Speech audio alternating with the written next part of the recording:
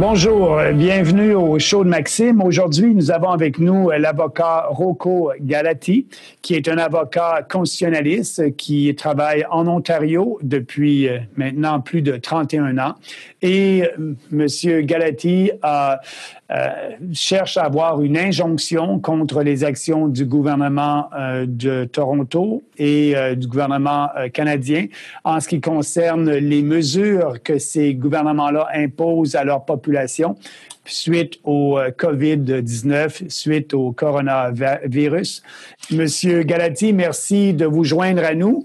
Et on aimerait bien en savoir un peu plus sur les actions que vous êtes en train d'entreprendre maintenant contre le gouvernement Ford et le gouvernement Trudeau. Dans un mot, M. Bernier, la cause qui a été déposée dans la Cour supérieure de l'Ontario au début le mois de juillet cherche des déclarations que les mesures de COVID ne sont pas basées sur des rationnels scientifiques ou médicaux et en plus, ils enlèvent nos droits constitutionnels selon la Charte canadienne des droits et libertés, selon les articles 2, 7, 8, 9 et 15 de la Charte.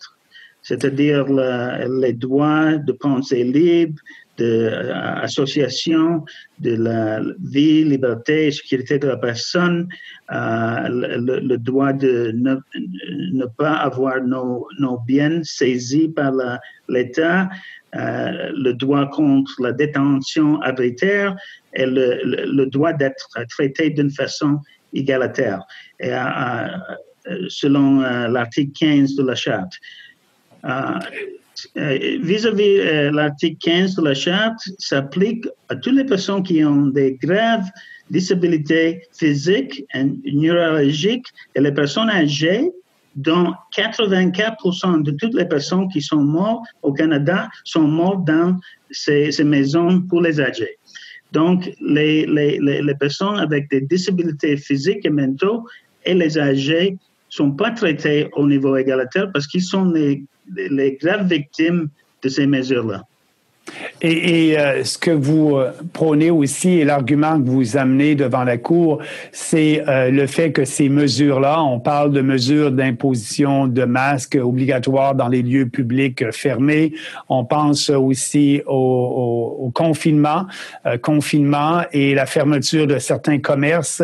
Vous dites que, bon, c'est injuste et inéquitable que des petits commerces aient été fermés et des grandes surfaces comme Walmart aient été rester ouverte durant le confinement.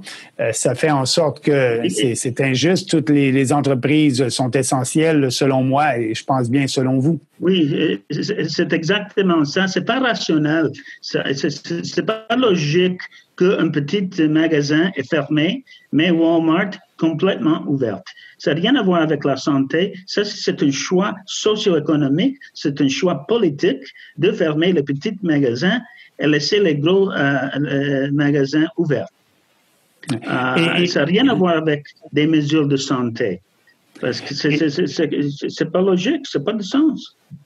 Et en ce qui concerne les mesures de santé, j'imagine que vous avez des experts qui vont témoigner ou qui ont fait des affidavits en ce qui concerne leur position médicale ou leur position scientifique contre les mesures imposées par les gouvernements. Est-ce que c'est une preuve que vous emmenez devant les tribunaux? Oui, on a assez d'experts.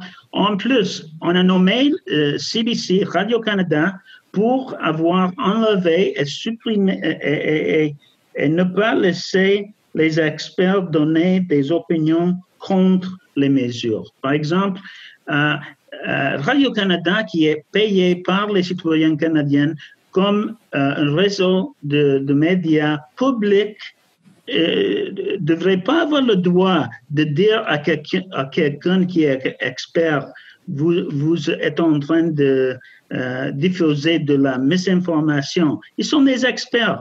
Ils ont le droit d'exprimer leurs opinions. C'est comme c'était l'Église du Moyen Âge. Quelqu'un qui dit quelque chose contre le gouvernement, c'est une hérétique. Je ne sais pas comment on dit ça en français, mais c'est quelque chose contre l'Église.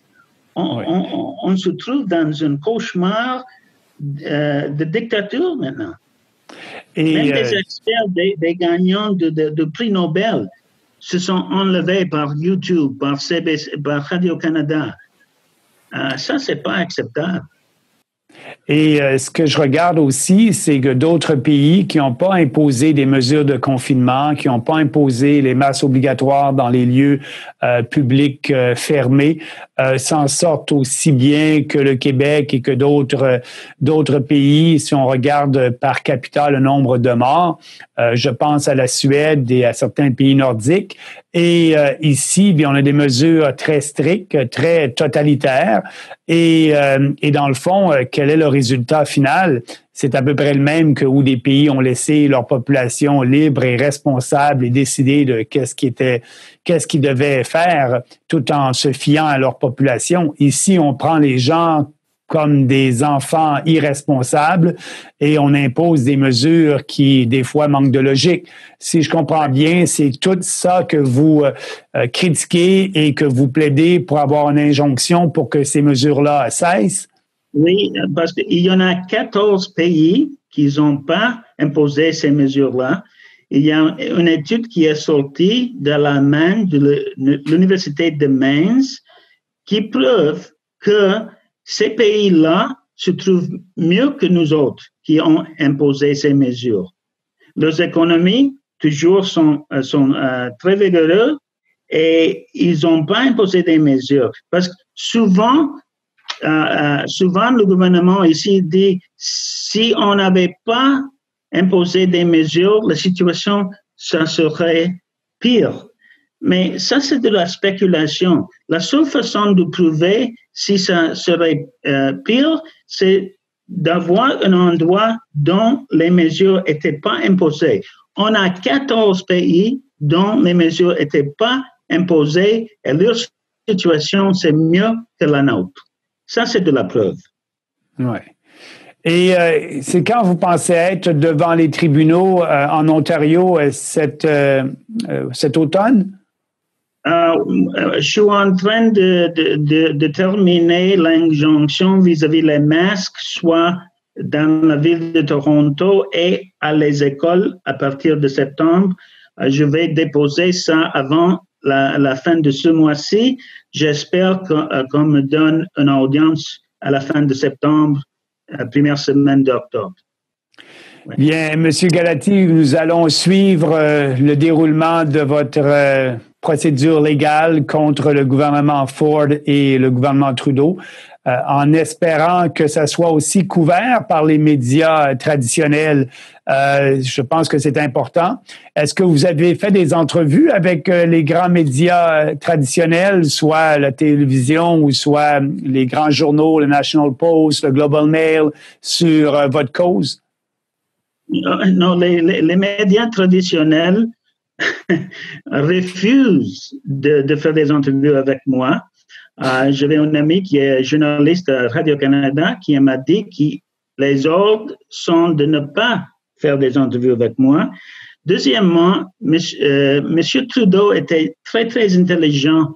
Une fois au pouvoir, Radio-Canada reçoit 1,1 billion, $1 milliard, mais quand M. Trudeau est devenu Premier ministre, les autres 4 grands réseaux de médias ont reçu à peu près entre 450 millions chacun. Personne ne va me faire une interview quand le gouvernement l'a acheté comme ça. Ça, c'est la réalité. Global, CTV, Rogers, tous ces réseaux de médias privés, entre guillemets, reçoivent la moitié de l'argent que Radio-Canada reçoit. En effet, ils sont tous des réseaux du gouvernement à ce moment-là. Mais c'est ce que j'ai critiqué aussi, et j'étais contre cette politique-là du gouvernement Trudeau, de faire en sorte que les médias nationaux privés reçoivent des subventions de l'État, parce que normalement, on veut que les médias soient indépendants du gouvernement. Et là, ça fait en sorte, comme vous l'avez constaté, que ces médias-là, supposément privés, deviennent de plus en plus dépendants du gouvernement. et on perd un peu notre liberté de presse. C'est un impact majeur de la décision de M. Trudeau avec son fonds pour renflouer les médias.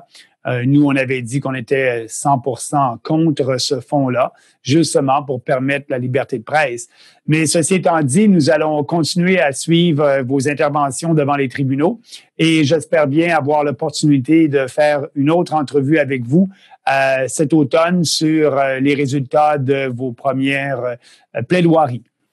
Oui, merci beaucoup. Ben, c'est moi qui vous remercie. Bonne journée. Bonne journée.